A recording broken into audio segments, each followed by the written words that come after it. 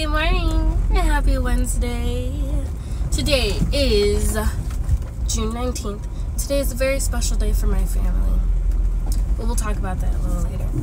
So today's word is persistence. And I guess we can say intentionality as well. So you know how yesterday we talked about, or the last couple days we've been talking about listening to God's voice?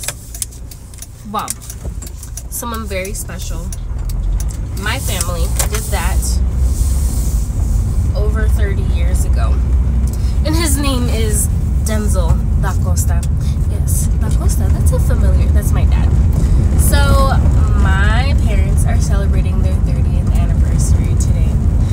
And they have known each other for many years. I believe he was in high school, like a freshman, and she was in the 8th grade when they met at church. My mom moved to California, or to the United States from Costa Rica. My dad moved from England when they were kids, and they met at church, and they were just friends. But my dad, my uncle, and my grandparents moved to Florida like when he was 20 or something like that, as an adult. And him and my uncle did not like it, so they came back. But while he was in Florida, he had a dream. And it was a dream about God showing him who his wife was going to be. Okay? And it was this lady walking down the aisle at church in a black dress. And like he could see the shape, he could see the hairstyle, he could see everything but her face. So the first Sabbath that my dad was back home, or back in California, he was sitting up in the balcony, because the church in Altadena has a balcony, and as they're waiting for church to begin or whatever, I don't know what was happening at that moment, but a young lady walked down the middle aisle of the church in a black dress. And it was like he was seeing deja vu. Who could this lady be? It was Susana Lucinda Daly, my mommy. And like they had known each other, like I said, they'd known each other. My dad was like, no way, there's no way. During this time, by the way, my mother was seeing somebody who was at the church. But after church, my mom was standing with some of her friends talking, and my dad, with his bold self, went up to her and said, you don't know this, but you're gonna marry me someday. And he walked away, and the girls laughed, and they're just like, no, like, I got a man. Okay, fast forward, they break up. My parents start hanging out, they go to the beach, and he does that arm move behind her back in the car. My tia and my uncle were also in the car, because my parents both have a younger sibling, a boy. My dad has a brother, and my mom has a sister.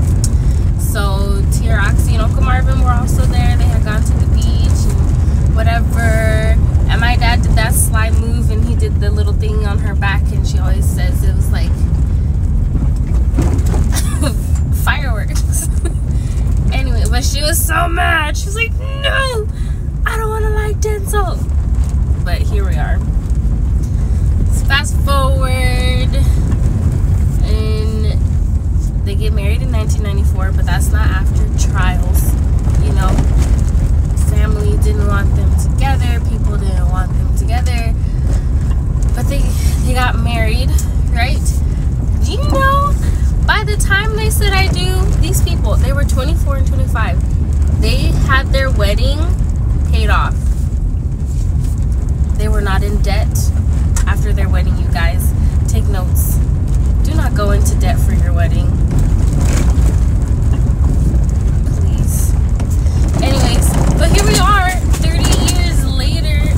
They got married in 1994, had me in 96, had my brother in 97. And it's just been a blast ever since. Just kidding. No, it hasn't. Because God does not put his people in places without trials, right? Trials and growing lessons. My parents have run a huge business. We've been homeless, lived in cars, lived on other people's couches and in bedrooms and shared bedrooms with other people.